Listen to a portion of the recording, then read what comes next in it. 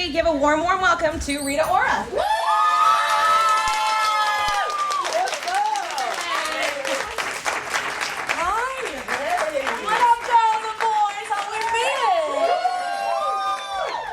Thank you for having me. Sorry about the delay. There's someone really irrelevant here. His name is Obama. I don't even know why what he's doing it. I'm joking. How can he come on my radio tour? How dare? I'm joking. I love Obama. It's Rita Day in Seattle. No, of course. It's all about Obama. All right, so this is what we like to call Studio 93. So we want to get a little in-depth, get to know you a little bit better. Are there any real die-hard Rita fans?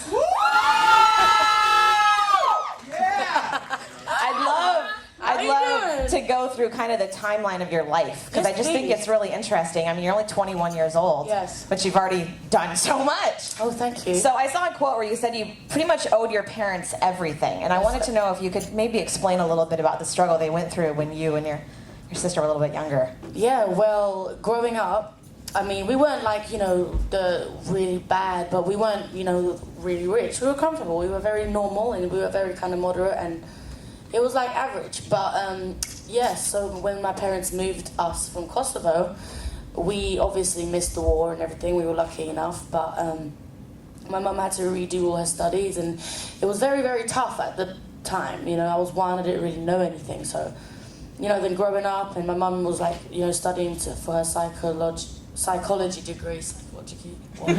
For her psychology degree again, and now she has her own ward and everything's fine, but obviously being raised, they put a lot into, my dream and not knowing if it was going to come true, and it did, so I kind of give everything to them.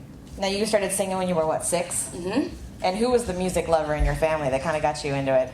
Okay, well, I don't actually know, because my mum and dad have a great taste in music, but they can't sing to save their lives. But they love music on so many different levels, and they listen to it, and I think without my dad playing what he played with me growing up, I wouldn't love music as much as I do today. And luckily he played good music, so my influences were definitely driven from my dad. Now go into those influences. Yeah. If you got an eclectic group. I do. That's exactly what I think my album should have been called. Eclectic. But yeah, I have lots of influences, kind of ranging from, growing up, my dad would play, B.B. King and Eric Clapton, Riding with the King. I always was one of my favorite albums. And then kind of getting older, when I started to research my own music, I kind of turned into a bit punky rocky phase. So then I kind of was obsessed with No Doubt. And then I was obsessed with, Jimi Hendrix. I would really listen to. I think I just loved his shirt collection the most. He had the coolest shirts. And then,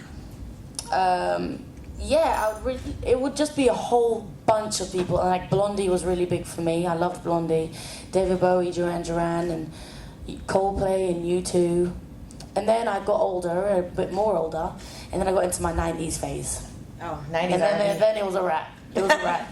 It was just game over, and I haven't been out since. I don't even know what time we're in it. What's going on right now? I got obsessed with my hip hop back in the 90s, and I kind of really loved my B.I.G. and then I loved my Tupac. But what I loved the most was the bounce of the 90s that we don't have anymore. The kind of always constant summer feel. I almost feel like it's just, you'll never get that raw grit of that 90s bounce that we used to have. And I kind of was born in 1990, so I was 10 in 2000, but I kind of trickled back somehow, and then I haven't left ever since. Yeah. So if you had to name some people that are currently inspiring, who do you think? I don't really have that many inspirations that are inspiring me now. Everything has been from back in the day. Okay. But now I kind of really like A$AP Rocky, Frank Ocean. There's also a new kid, and Azealia Banks is another one of my favorites. But just basically anyone that's really just doing what they are, who they are, and doing what they want. Okay, so let's go back. You started singing when you were 6. Yes. You have this huge array of artists that you're inspired by. Yes. What was the kind of breakthrough moment for your career? How did we get to Jay-Z? Well, Jay-Z came about when I was 18. I was songwriting before I did anything for artists back in Europe, and I would write songs for them and their album, and just try and get in there, as much as possible. So I would be singing in the studio, and then I would do open mic gigs at night. Sometimes at places I wouldn't be allowed to be at because I weren't old enough. So I told them I'm like 18. I'm like, I swear to you, I'm 18. I swear, look, I swear. And they were like, yeah, whatever. But I kind of hustled my way. I think that's the Albanian side of me. So then after that, I would go back to the studio and really go out and just grind. I would just really grind. And one day, an A&R just mentioned me to Jay's camp. And they were like, oh, let's see what she's like. Sent them over some demos. And then a few days later, he asked to meet me. And now we're here. Now, how much involvement has Jay been with your career? I think people are curious. Does he get in the studio sessions with you? Yeah. Does he get involved with kind of the A&R, the imagery of your project? I think the reason why him and Rock are so successful and they've been for such a long time is because they literally put everything into their project, from the production to the album artwork to the music. Not me. Hey, that's a sign, girl. So,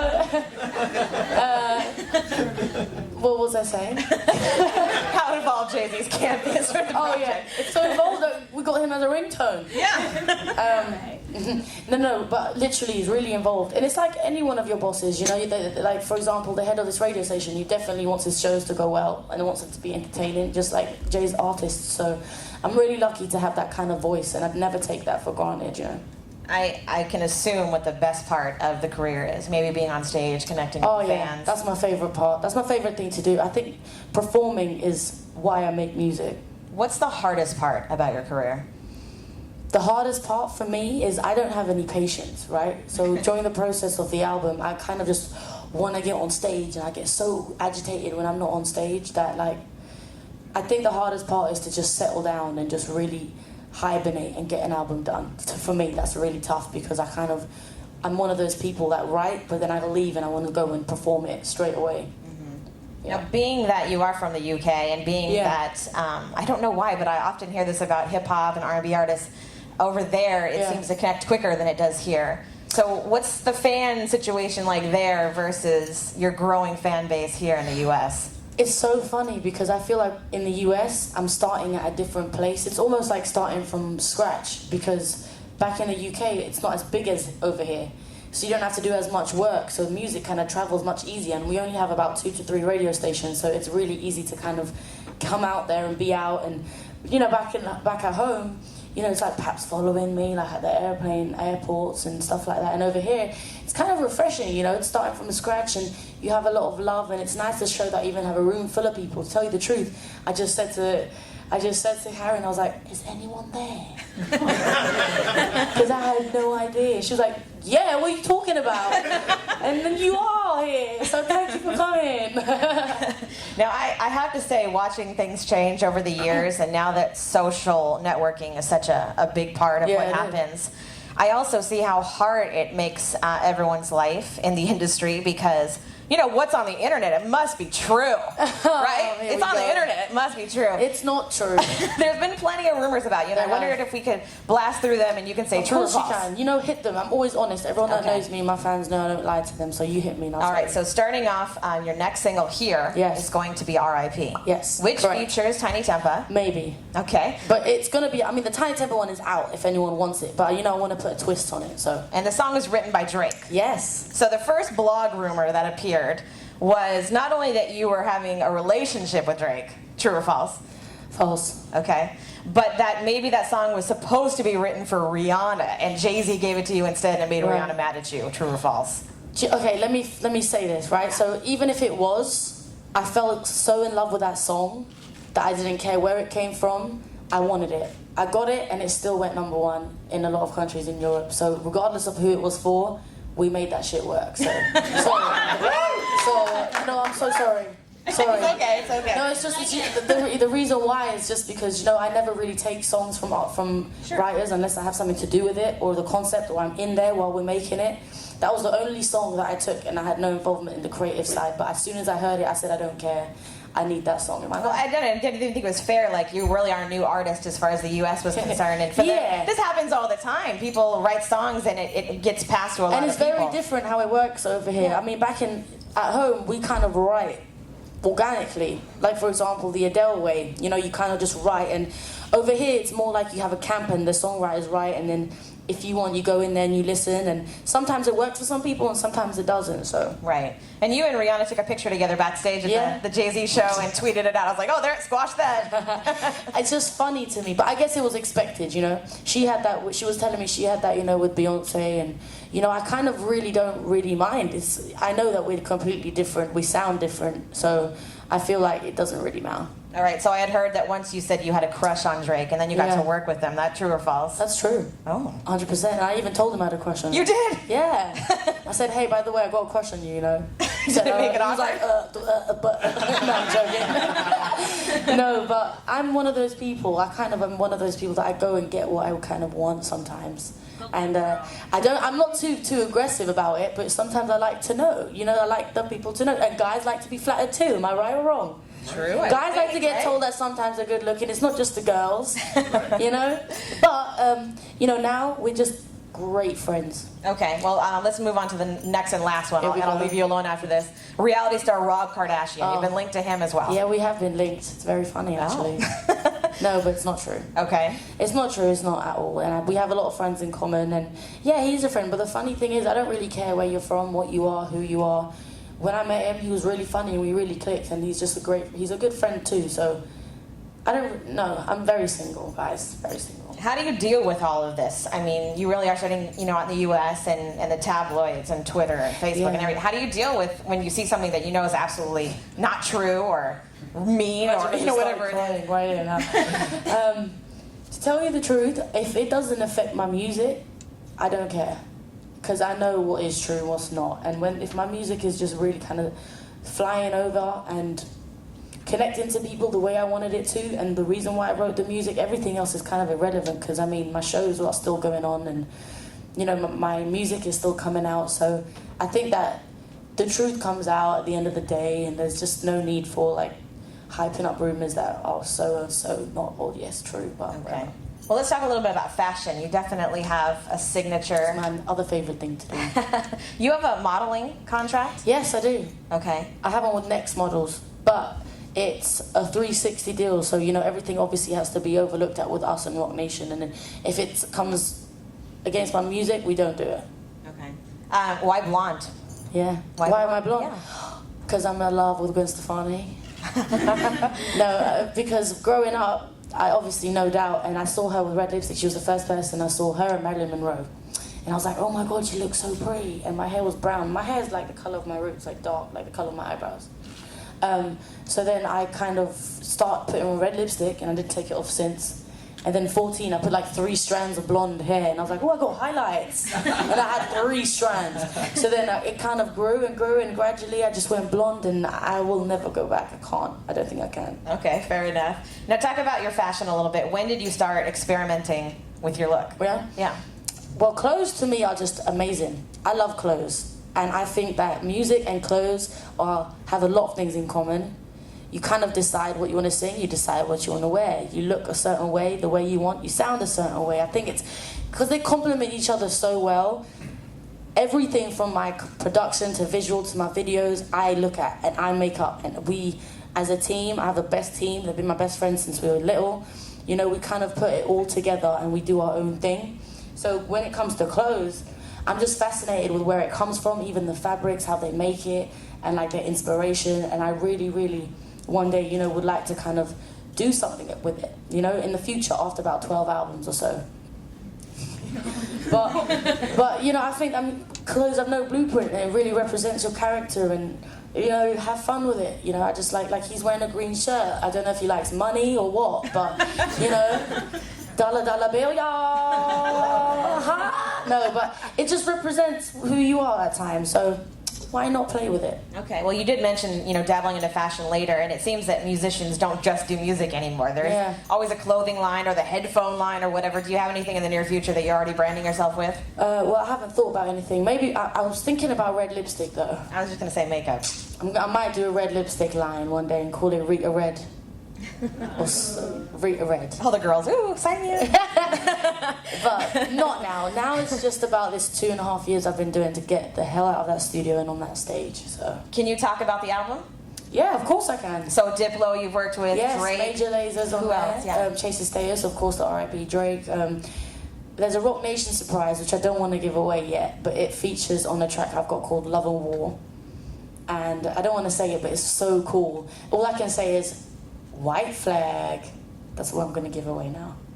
You'll understand it when you hear the track. You'll be like, what? But after that, we have Will I Am is on there as well. But yeah, Major Lazer is kind of one of my favorite ones you guys are going to hear. It's a fun album, you know.